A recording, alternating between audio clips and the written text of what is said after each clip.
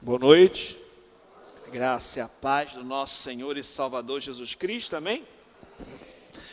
Hoje nós vamos dar início a uma série de mensagens aqui nas quartas-feiras, na carta do apóstolo Paulo a Filemon. Eu peço que você abra a sua Bíblia em Filemon. Nós consideraremos hoje a saudação dessa carta que se encontra nos seus 3 primeiros versículos. A palavra de Deus diz assim: Paulo, prisioneiro de Cristo Jesus, e o irmão Timóteo, ao amado Filemon, também nosso colaborador, e a irmã Áfia e Arquipo, nosso companheiro de lutas, e a igreja que está em tua casa. Graça e paz a vós outros, da parte de Deus, nosso Pai, e do Senhor Jesus Cristo. Vamos ao Senhor em oração. Pai, nós estamos diante da tua santa palavra, Senhor. Ela é lâmpada para os nossos pés, ela é luz para o nosso caminhar, ela é alimento para a nossa alma, Pai. Senhor, eu reconheço a minha total fraqueza e necessidade de Ti, Pai.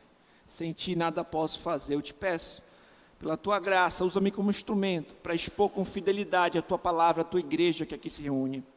Prepara os nossos corações como um solo fértil para receber a Tua boa semente e desvenda os nossos olhos para contemplarmos as maravilhas da Tua lei e somente o Teu nome seja glorificado. Eu oro em nome de Jesus. Amém. O apóstolo Paulo estava preso, provavelmente em Roma, quando ele escreveu esta carta. Filemon era um irmão na fé, que tinha posses, recursos, um amado companheiro de Paulo e fazia parte da igreja de Colossos. Onésimo era um escravo de Filemon que fugiu para Roma, onde, pela providência do Senhor, se encontrou com Paulo, ouviu o evangelho e se converteu.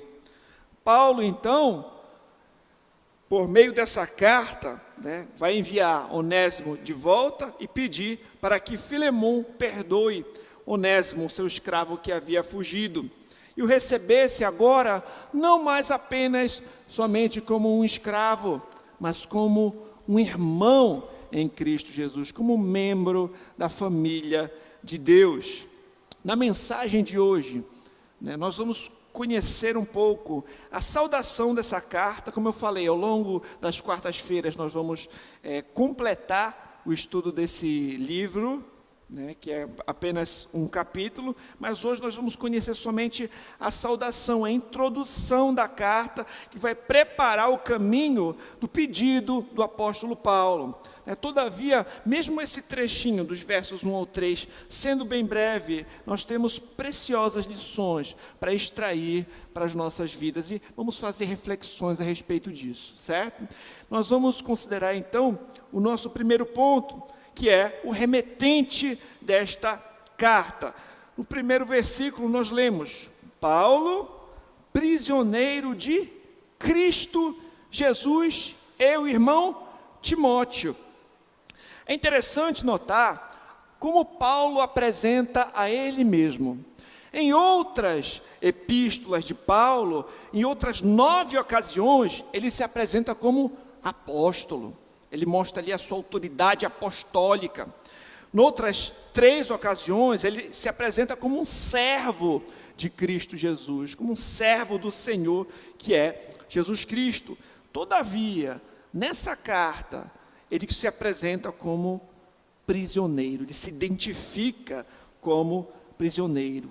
Embora alguém pudesse dizer que ele é um prisioneiro de Nero, que ele está preso em Roma, uma prisão romana, no entanto, em um sentido mais profundo, Paulo tinha entendimento que, na realidade, ele era um prisioneiro de Cristo Jesus.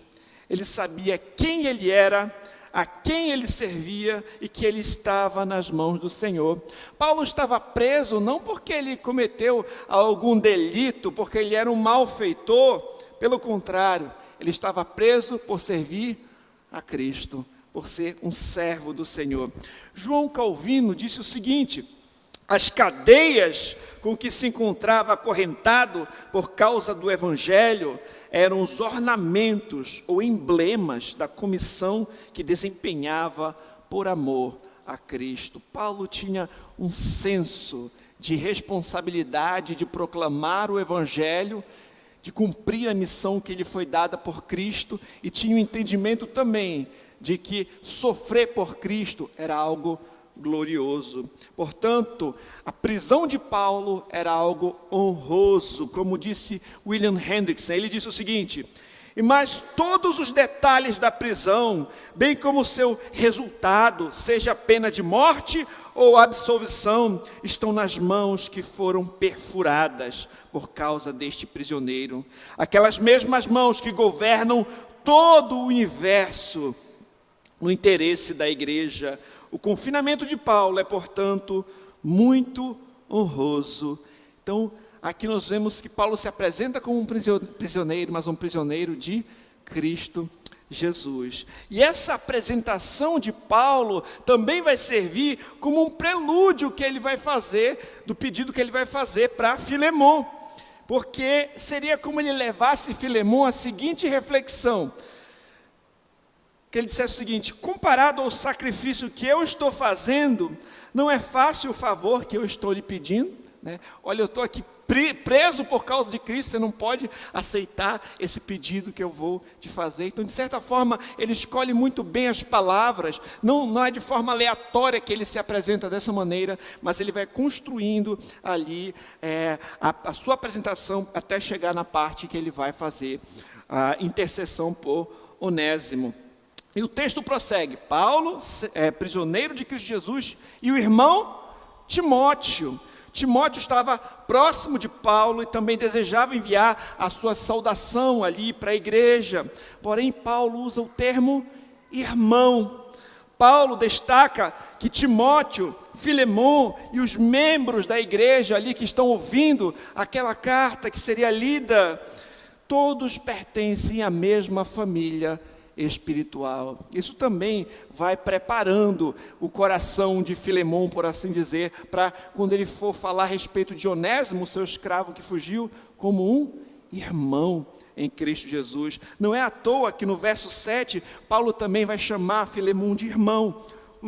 Observe o verso 7: pois irmão, tive grande alegria e conforto no teu amor, porquanto o coração dos santos tem sido reanimado por teu intermédio. E no verso 20, mais uma vez: sim, irmão, que eu receba de ti no Senhor este benefício, reanima-me o coração em Cristo Jesus. Meus irmãos, nós, crentes, filhos de Deus, nós somos irmãos em Cristo. Isso não é só, uma forma de falar com um linguajar da igreja. Nós temos que ter esse entendimento de que fazemos parte da família de Deus. Você já foi para algum lugar? Geralmente, os pregadores, que às vezes são convidados para viajar para outros lugares, mas você já foi para um outro lugar, uma outra cidade, onde você ficou, talvez, hospedado na casa de alguns irmãos que você nem conhecia? Eu já. É impressionante como, às vezes, a gente tem uma comunhão, às vezes a gente é recebido tão bem, que parece que a gente conhece as pessoas há tanto tempo, porque são irmãos em Cristo, que te tratam como membros da sua própria família, da família de Deus. Nós podemos desfrutar dessa comunhão em Cristo Jesus. Quantos de nós desfrutamos de um relacionamento tão profundo e íntimo com os nossos irmãos em Cristo, nossos irmãos da igreja, que às vezes supera o relacionamento que nós temos até mesmo com nossos parentes, alguns parentes, não é? Tem situações que às vezes os parentes estão tão distantes, você está doente, quem sabe ali numa situação difícil, e os irmãos da igreja estão ali com você, te visitando, orando por você, se colocando à disposição. Irmãos em Cristo não pode ser uma coisa que é simples numa linguagem que a gente se cumprimenta. Oi, meu irmão, não. Nós temos que ter uma comunhão íntima como membros da família de Deus. E quando eu falei a respeito de Paulo,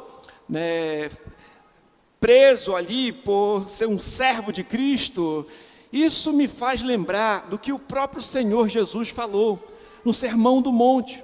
Jesus disse: bem-aventurados os perseguidos por causa da justiça, porque deles é o reino dos céus. Jesus disse também: bem-aventurados são vocês quando por minha causa os insultarem, os perseguirem e mentindo disserem todo o mal contra vocês. Alegrem-se, exultem, porque é grande a sua recompensa nos céus, pois assim perseguiram os profetas que viveram antes de vocês. A vida cristã envolve sacrifício, envolve luta, envolve dificuldade.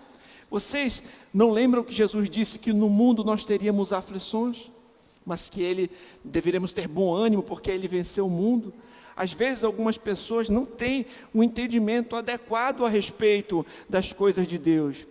Eu conheci um rapaz certa vez que tinha começado a ingressar na igreja e quando passou um tempo ele disse que ia sair da igreja. Eu procurei saber o que tinha acontecido. Ele disse: olha, eu fui para a igreja, mas eu estou com um problema no casamento, eu estou sem emprego, estou passando por dificuldade. Quem disse que nós não vamos enfrentar a dificuldade? Às vezes as pessoas têm uma noção errada, né? A questão não é que os crentes não vão passar dificuldade, a questão é que mesmo as dificuldades, o Senhor vai fazer com que elas cooperem para o nosso bem. O Senhor vai utilizar aquele momento difícil para moldar o nosso caráter conforme o caráter de Cristo. O Senhor vai estar conosco mesmo no meio das aflições, não é? Às vezes as pessoas não têm o entendimento, e por servir a Cristo, muitas vezes nós vamos ser caluniados.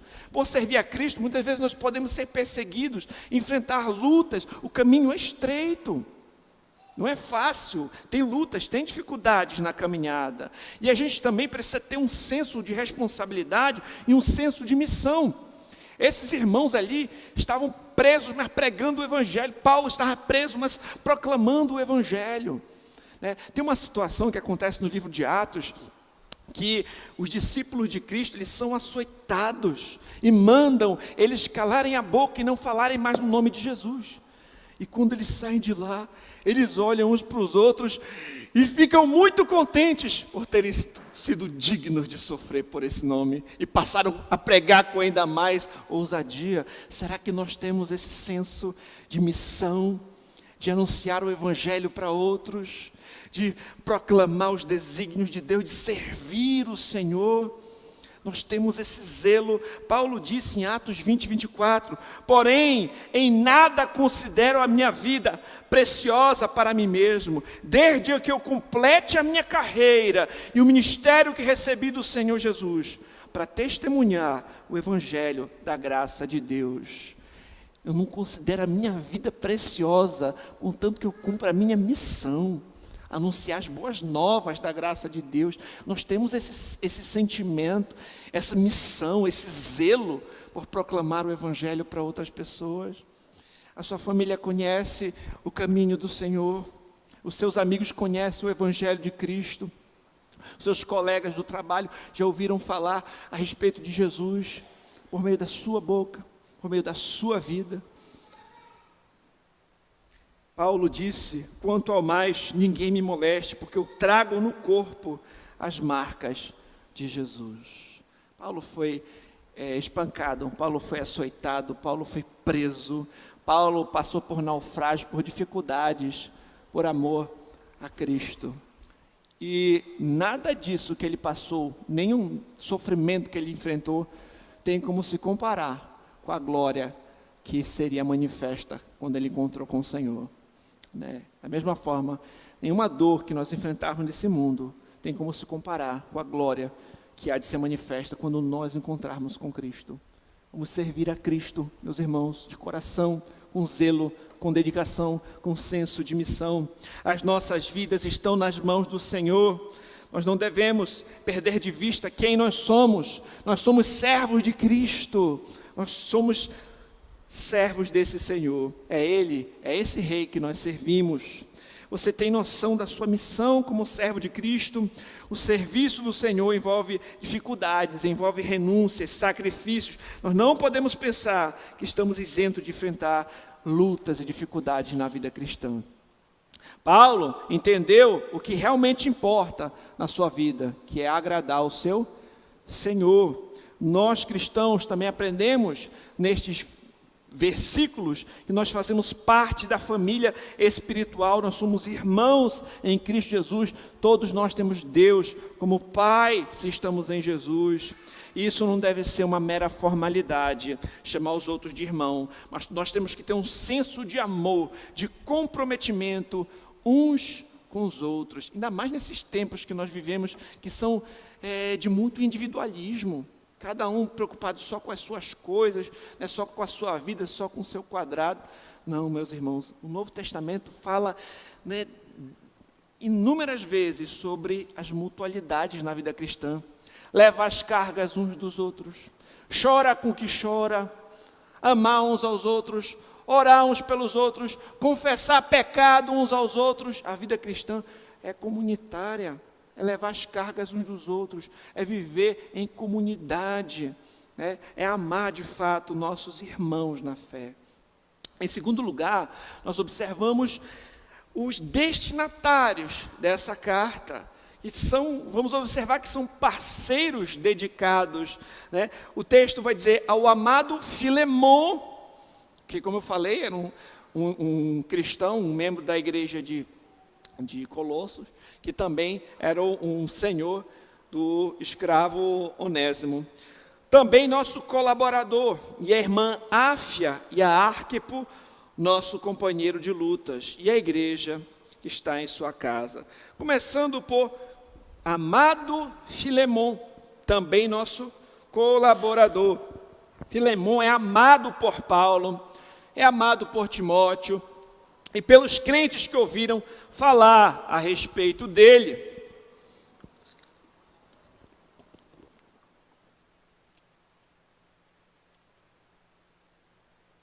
Desculpe. Filemon era um cooperador na obra do Evangelho. O apóstolo Paulo chama os cooperadores não simplesmente aqueles que eram irmãos em Cristo, mas aqueles que colaboravam na obra de Deus, né? Filemon era um amigo, um irmão amado, um cooperador, alguém que trabalhou de forma dedicada e de forma significativa em prol do avanço do Evangelho. Quando você começa a ler o Novo Testamento, você vai perceber que Paulo tinha muitos cooperadores, pessoas que ele chama de colaboradores, cooperadores. Dentre eles, por exemplo, estava Urbano, você vai ver isso lá em Romanos, Timóteo, Apolo, Tito, Epafrodito, Clemente, Jesus Justo, Marcos, Aristarco, Lucas, o casal Priscila e Áquila, e mulheres como Evódia e Sintique.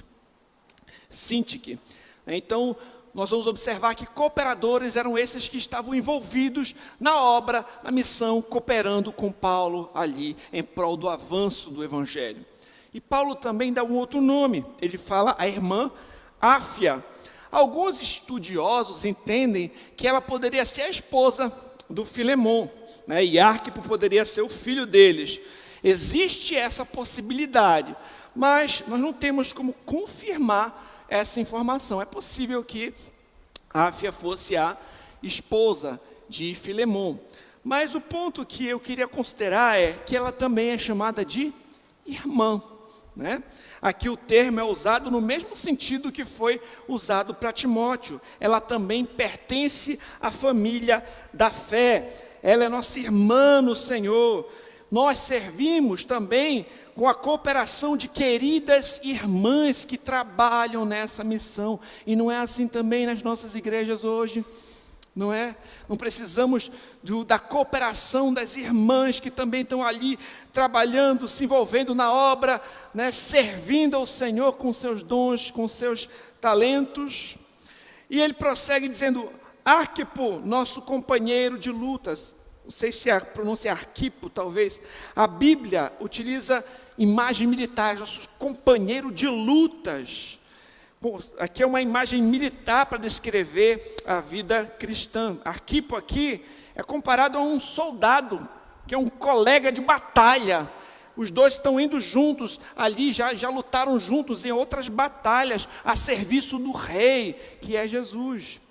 E a missão é comparada a uma batalha porque envolve tribulações, porque envolve sofrimento, condições que soldados também enfrentavam, como você pode ler em 2 Timóteo 2,3, Paulo diz: suporta comigo os sofrimentos como um bom soldado de Cristo Jesus. Arquipo também é mencionado em Colossenses 4,17.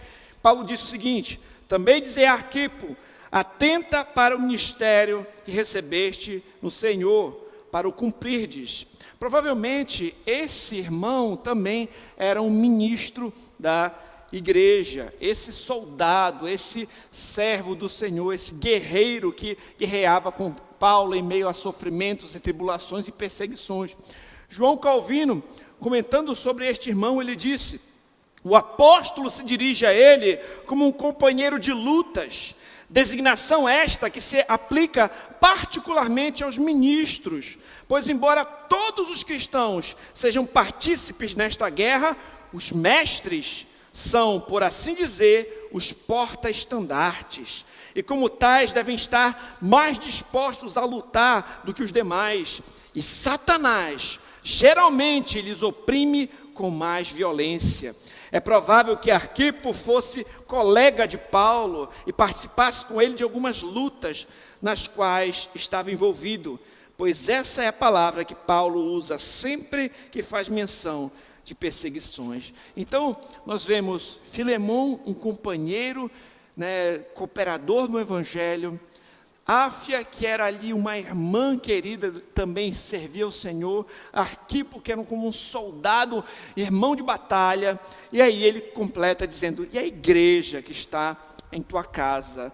Nos primeiros séculos da era cristã, até por conta das perseguições, da dificuldade, os templos nos moldes que nós temos hoje ainda não estavam disponíveis, Os crentes se reuniam nas casas dos irmãos. Então a hospitalidade era algo muito importante, principalmente naquele contexto.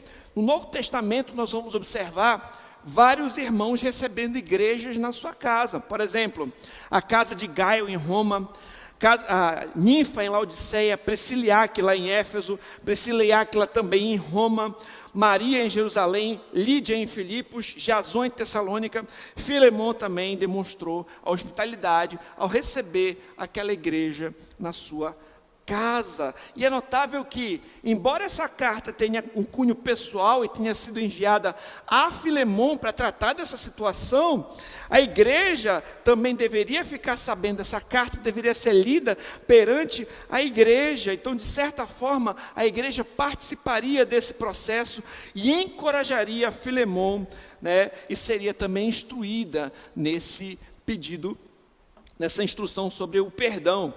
J.K. Bill afirmou: o problema que envolve Onésimo e Filemon é uma questão moral e espiritual significativa que pode impactar a igreja toda, visto que a igreja é uma família ampliada. E a gente vê muito esse conceito de família na fé, a igreja participando. Então, tinha uma situação que Paulo ia tratar com Filemon, mas a igreja toda ia ficar sabendo da orientação de Paulo e também participariam de alguma forma dessa situação. Então, meus irmãos, a igreja, ela é uma família de cooperadores. Nós servimos com queridos irmãos, nós servimos com irmãs, nós servimos com soldados fiéis. A igreja deve estar unida para ajudar no avanço do Evangelho, na resolução dos problemas, no crescimento em unidade, em amor e zelo uns pelos outros. Paulo nomeia cooperadores como servos fiéis. Ele falou de alguns nomes: Filemon. Falamos de vários nomes aqui, agora eu citei pessoas também que receberam a igreja em suas casas, pessoas que eram servos fiéis. Eu pergunto, se fosse o seu nome, o que poderia ser dito a respeito do seu nome? Pedro, Maria, José, Daniel. O que pode ser dito a respeito do seu nome? Um cooperador no Evangelho, um soldado de Cristo, uma irmã fiel. O que poderia ser dito a respeito do seu nome? Será que isso poderia ser dito a respeito do seu nome? Um servo do Senhor, um cooperador, um irmão amado. Que nós sejamos, meus irmãos, envolvidos na obra do Senhor, que nós sejamos cooperadores na obra do Senhor. Meus irmãos, em nossa igreja, nós temos experimentado um pouquinho desse tipo de comunhão, e como os irmãos em Cristo, em cooperação mútua, trabalham em prol do avanço do Evangelho. Há um tempo teve uma irmã que ficou enferma, gravemente enferma, na UTI do hospital, e numa situação muito difícil. Foi maravilhoso observar os irmãos se reunindo para clamar, para orar por aquela irmã. Marcaram uma reunião num outro dia, no momento que não tinha nada, e foram, se reuniram na igreja e clamaram por ela. Outros querendo ajudar a família, e ajudando como podiam. E é interessante nós vermos isso, a igreja se mobilizando, um buscando servir, ajudar, colaborar. Há um tempo agora, a gente estava mudando de prédio, nós estamos num processo de mudança, e aí nós encontramos um prédio que a gente achou interessante, só que tinha um valor considerável para pagar, que chama a caução, que são os primeiros meses que você tem que pagar ali para garantia do local, etc. E a gente ainda não tinha condições de alugar esse local. E nisso, a gente orando, os irmãos contribuindo, cada um pouquinho. E aí, uma pessoa me ligou e disse assim: pastor, quanto é que a igreja está precisando? Eu falei X para a calção. Disse, não, mas precisa de mais alguma coisa? Olha, para a gente mudar, botar um ar-condicionado, uma placa, a gente muda. Ela disse, olha, pois eu vou enviar 2X para vocês, porque eu passei um tempo sem igreja, e eu estava guardando aqui o meu dinheiro de dízimos e ofertas, e agora a igreja está precisando, eu vou contribuir. Uma pessoa que pediu para não ser anunciado para ninguém, estava ali, foi fiel ao Senhor e abençoou a igreja toda. E agora a igreja vai mudar, pela graça de Deus, por conta da fidelidade de um irmão, de uma irmã na fé, que não pediu para não divulgar o seu nome, abençoou a igreja toda. E você vê que uma pessoa envolvida na igreja faz a diferença. Cada um de vocês, meus irmãos, envolvidos na igreja, o pessoal da música, o pessoal da recepção, da secretaria, da tesouraria, faz a diferença. Você, sendo um membro fiel da sua igreja, você faz a diferença. Você sendo fiel ao Senhor, o seu trabalho não é vão no Senhor. Isso glorifica a Deus. Você pode abençoar a igreja inteira. Você pode alcançar, por meio do seu testemunho, muitas outras pessoas, para a glória do Senhor, para a glória de Deus, meus irmãos. Que você seja uma bênção para a vida dessa igreja. Coloque a sua vida à disposição de servir, seja fiel ao Senhor, na cooperação com essa obra, para a glória de Deus, meus irmãos. Na família de Deus, e na obra de Deus é necessária a participação de muitos cooperadores, pessoas dedicadas no serviço do Senhor. Alguém falou que nós precisamos de muitos Filemons, muitas Áfias, muitos irmãos e irmãs dedicados na obra. Que você seja um desses, que você seja um desses. É possível que em nosso contexto nós vemos essa cooperação mútua de muitas formas, de diversas formas. Por exemplo, como eu citei aqui, nas adversidades dos irmãos, diante de uma doença grave, ou uma situação angustiante, que os irmãos venham se reunir para orar e clamar por essa pessoa, ou buscar ajudar de alguma forma a aliviar a dor desses aflitos. tomar atitudes em prol da resolução de determinado problema que pode estar surgindo, ser um pacificador em uma situação que pode estar ocorrendo na igreja, diante de uma necessidade da igreja, os irmãos se colocar à disposição para servir, para contribuir, para orar, para organizar ações, para cooperar. Alguém pode demonstrar hospitalidade também, recebendo um pequeno grupo na sua casa, né, em alguma situação. Uma pessoa envolvida na igreja, meus irmãos, faz a diferença. Um irmão fiel, um cooperador no evangelho, pode abençoar a igreja inteira, para a glória de Deus, certo? Esse é o nosso segundo ponto. E, para caminhar para o final, para o nosso terceiro e último ponto, nós temos aqui a bênção. Graça e paz a vós outros, da parte de Deus, nosso Pai, e do Senhor Jesus Cristo. A graça, meus irmãos, é a causa da salvação. E a paz é o resultado. William Hendrickson disse: graça, isto é, o favor ativo de Deus, espontâneo, imerecido, sua soberana misericórdia operando, tendo como resultado a paz, isto é, a certeza de reconciliação pelo sangue da cruz, verdadeira inteireza espiritual e prosperidade. Essas são duas bênçãos, graça e paz, vindas de Deus, o Pai, e do Senhor Jesus Cristo. Graça e paz a vós outros, da parte de Deus, nosso Pai, e do Senhor Jesus Cristo. Quando a gente fala graça e paz, isso também não deve ser apenas um cumprimento utilizado superficialmente, sem a compreensão do significado dele. Esses termos, eles são carregados de significado teológico, e eles parecem ser o alvo aí dos 2 versículos que nós lemos. Meus irmãos, a única maneira de alguém ter graça e paz na vida é estando em Jesus Cristo. Pela graça de Deus também, meus irmãos, que Filemon responderia de forma positiva ao chamado de Paulo. Toda boa dádiva e todo dom perfeito vem do alto, vem do Senhor, né? Até para Filemon responder de forma adequada, isso é pela graça de Deus. E é interessante que essa carta, ela começa falando a respeito da graça, e ela vai concluir falando de graça. Olha o versículo 25, diz assim: a graça do Senhor Jesus Cristo seja com o vosso espírito, meus irmãos. E fala de Deus, o nosso Pai, e é por isso nós somos irmãos, e do Senhor Jesus Cristo.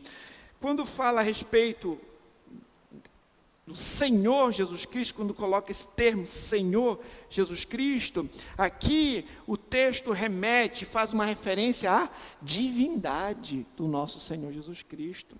Jesus Cristo, meus irmãos, é aquele Messias prometido ao longo de todo o Antigo Testamento.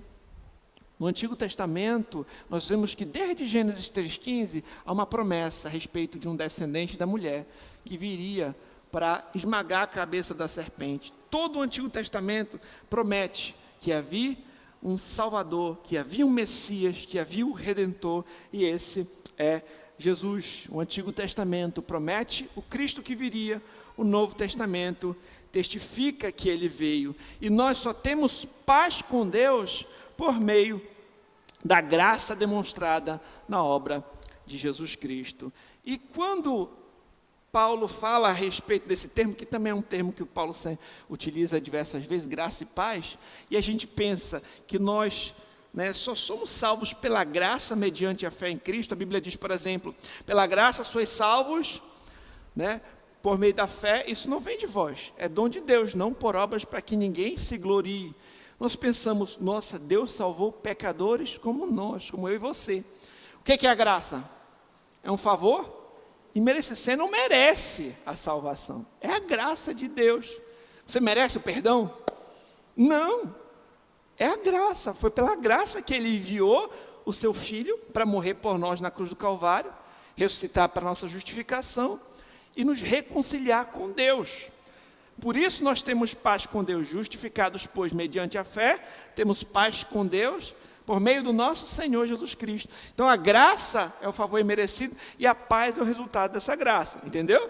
Agora quando a gente pensa nisso, imagina Paulo falando isso e logo depois ele vai pedir para Filemon, né, ser benevolente com Onésimo. Poxa, assim como você recebeu muita graça, que você tem paz com Deus, aquele que recebeu muita misericórdia tem que ser misericordioso. Aquele que recebeu muita graça tem que ser gracioso. Aquele que foi muito perdoado deve muito perdoar. Você lembra daquela parábola do credor incompassivo? Jesus falou, né, que tinha um homem que tinha uma grande dívida que ele não conseguia pagar de jeito nenhum, né? E o patrão dele vai lá e perdoa a dívida. E aí ele tinha um outro que tinha uma dívida muito menor. E aí ele queria cobrar de todo jeito. Jesus reprova essa atitude. Porque aquele que foi muito perdoado, ele tem que ser muito perdoador também. Né? Então, assim como Filemon foi perdoado por Deus em Cristo Jesus, quando ele vai falar, quando Paulo for falar a respeito disso, e ele lembrar que da graça e da paz que ele recebeu, isso ficaria mais fácil dele lembrar como ele tem que ser benevolente agora com o seu escravo. Não é verdade? E às vezes essa também pode ser uma lição para nós. Será que a gente tem dificuldade de perdoar as pessoas? Tem alguém que você precisa perdoar, que fez alguma coisa contra você? É no Evangelho que você vai encontrar o combustível para isso. É no Evangelho que você vai lembrar o quanto perdoado você é em Jesus Cristo. E se o Senhor perdoou os seus muitos pecados, será que você não pode perdoar também aquele que pisou no seu calo? Ao considerarmos a obra de Deus, nosso Pai, ao enviar Jesus Cristo, seu Filho, para salvar pecadores como nós, lembramos o quanto somos perdoados em Jesus. Isso deve nos levar a sermos muito perdoadores também. É somente por meio da graça de Deus que conseguiremos ter paz com Deus. E essa mesma graça demonstrada a pecadores como nós deve nos levar a ser graciosos, misericordiosos e pacificadores. Somente em Jesus Cristo temos paz com Deus. E eu pergunto, você já se arrependeu dos seus pecados e depositou a fé em Jesus Cristo? Jesus Cristo é o Senhor e Salvador da sua vida.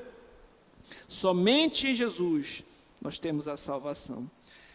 Para concluir, eu gostaria de relembrar de alguns dos pontos que nós trabalhamos aqui, para ajudar a fixar e a gente levar para casa o que nós estudamos hoje.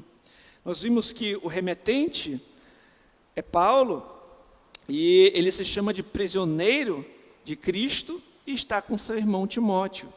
Sobre isso, nós aprendemos que todas as circunstâncias das nossas vidas estão nas mãos do Senhor. Nós vimos que o caminho é estreito, que envolve renúncias e dificuldades, e vimos que servir a Cristo vale a pena. Nós vimos que eles estavam todos envolvidos em uma missão, proclamar o Evangelho para a glória de Deus. E nós vimos que em Cristo nós somos irmãos e fazemos parte da mesma família na fé. Nós somos uma família de Deus. Em segundo lugar, nós vimos os destinatários. Vimos que Filemon, Áfia, Arquipo e a igreja que se reunia na casa de Filemon eram os destinatários dessa carta.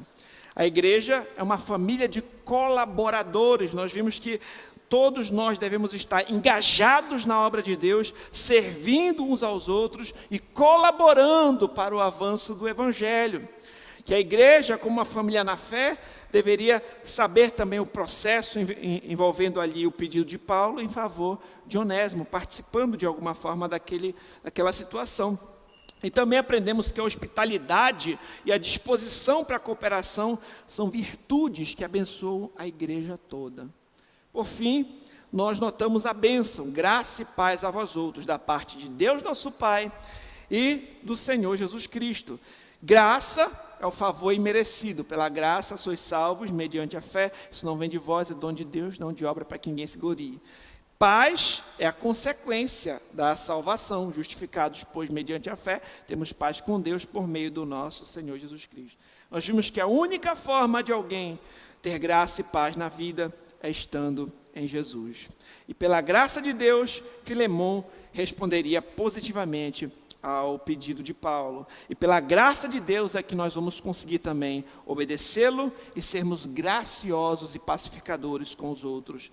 Jesus Cristo é o Senhor e o único mediador entre Deus e os homens, e o Senhor e Salvador de todo aquele que nele crê. E eu pergunto, você crê em Jesus? Você confia em Jesus? Ele é o Senhor e Salvador da sua vida? Então busque servi-lo de todo o seu coração. Oremos. Santo Deus e Pai Todo-Poderoso, nós te agradecemos, Senhor, pela Tua palavra que nos ensina, que nos instrui, que nos alimenta. Que ela possa estar guardada em nossos corações, para não pecarmos contra Ti. E que venhamos tomar atitude, Senhor, em prol do serviço da Tua obra, do serviço da Tua igreja. Venhamos viver vidas, Senhor, dedicadas a Ti, para a glória do Teu nome. Que essa igreja, Senhor, sirva também com fidelidade nessa nobre missão de anunciar as boas novas da graça de Jesus. Nós oramos em nome do Teu Filho. Amém.